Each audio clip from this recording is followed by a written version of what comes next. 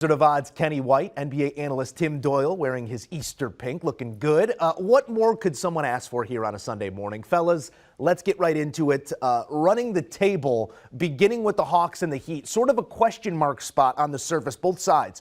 Are the Heat a true number one? Are the Hawks far better than your everyday 8? The only numbers that truly matter, 7 and 2, 19.5. Tim Doyle, which side of this one do you fall on? I think that's a great point, Joe. I mean, when you talk about the Miami Heat, they're basically the Rodney Dangerfield of the NBA, right? Getting no respect. And when you talk about NBA championships, no one's mentioning them. You know, Eric Spoelstra has done it before. He also had guys named LeBron and D. Wade. But this is kind of a hefty number to lay, and these teams know each other extremely well. I was in studio for NBA TV last time these two teams met up, and that was a playoff-like atmosphere. It was a dogfight of a game that Miami went out and won. But, man, they have played some very competitive games all season long. So even though that the Heat have won, you see the scores right here, and now you're asking me to lay this crazy number. I can't do it. I think that these teams are more evenly suited. I had the Atlanta Hawks this year, guys, winning the NBA championship. Now, I don't think that's going to happen. But 7 points in game number 1 with Trae Young and a healthy John Collins. Kenny, I'll take all those points. Hey, Tim, I agree. You know, one team has been playing playoff basketball now for a little over a month trying to get in, and the other team has been on cruise control. They've been the 1 seed for a long time. So sense of urgency, team playing playoff basketball, getting points. I like it. And is it rest or rust that Miami's going to have in this game? Also like the addition, John Collins coming back. Obviously, he's not going to be up to, full speed in his first game back, but he does add some now depth to this already very solid Hawk team. And this is a team that we talked about early in the year, as Tim mentioned, that he has tickets to win the NBA title because they were that good last year. We expected that out of them, but this is a team that was injured almost most of the year, that a player out almost all the time. So I think maybe for the first time this year that they've got their entire starting lineup intact. I'll take the Hawks. Yeah, you pull those first 25, 30 games out of the Hawks season, and this is a far different looking team the way they finished down the stretch. Let's approach the prop market here. Miami, they had 3 guys hovering around that 20-point per game mark all season. Hawks are a bit Trae heavy in their offensive attack, but in the play-in, they showed they can get it done even when he's struggling from the field. Kenny, what do you like here in the prop market in this matchup? Yeah, I'm gonna stay with Trae Young. Bill Ryder had him the other day, said he was going to fill it up against Cleveland, and he did. 38-point performance. And the thing about Trae Young is he's got such great range. I mean, he can shoot it from half court. This guy's got amazing. He gets off the bus and he's hitting 3-pointers. So one of the best players, one of the best shooters in the NBA. I'm going to go over with Trae Young over 27.5. Yeah, and I talked about the last matchup between the teams, the team that went right down to the wire. How many points did Trae Young have in that game against Miami, at Miami? He had 35. And what did he do against the Cavaliers? 38. What are you going to do for an encore, Trae Young? Walk on water? You're getting all these points. And this is like when a hitter has a pitcher's number. Like, he knows he has the Heat's number.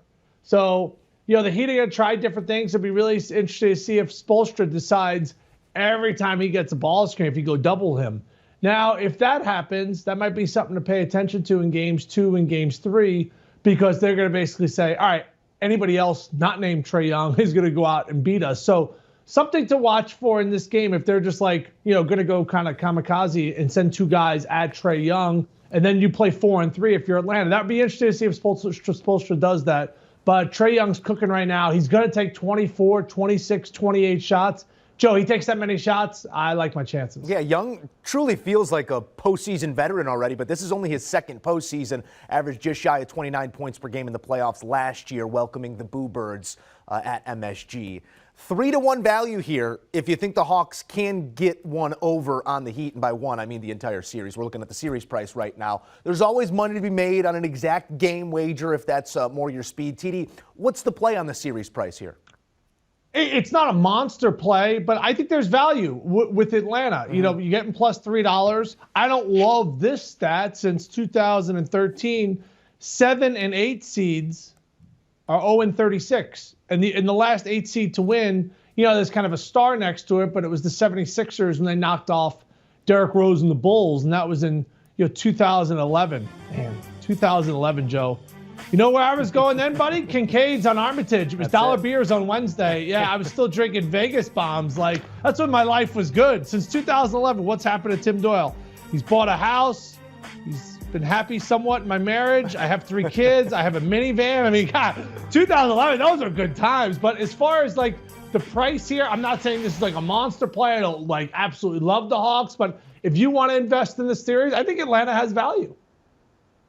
Yeah, I agree, Tim. That's the only way you can go in this series. Joe, you open up the show with saying, are the Miami Heat a true number 1? I don't think so. I've got them ranked the 7th best team in the NBA right now. I have the Hawks number 11 and continuing to climb that list with John Collins back in the lineup. I think these teams are pretty evenly matched.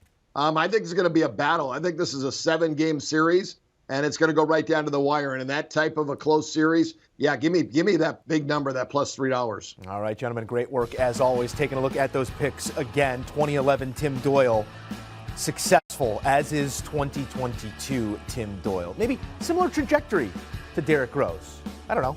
We'll examine it later. Let's take a look at the picks. Game 1, Hawks. He's taking the 7 points, as is Kenny White. As for a prop, it's Young over his 27.5. Both of our guys in lockstep on those first 2 plays, as are they on the series price. 3-1 value, too good to pass.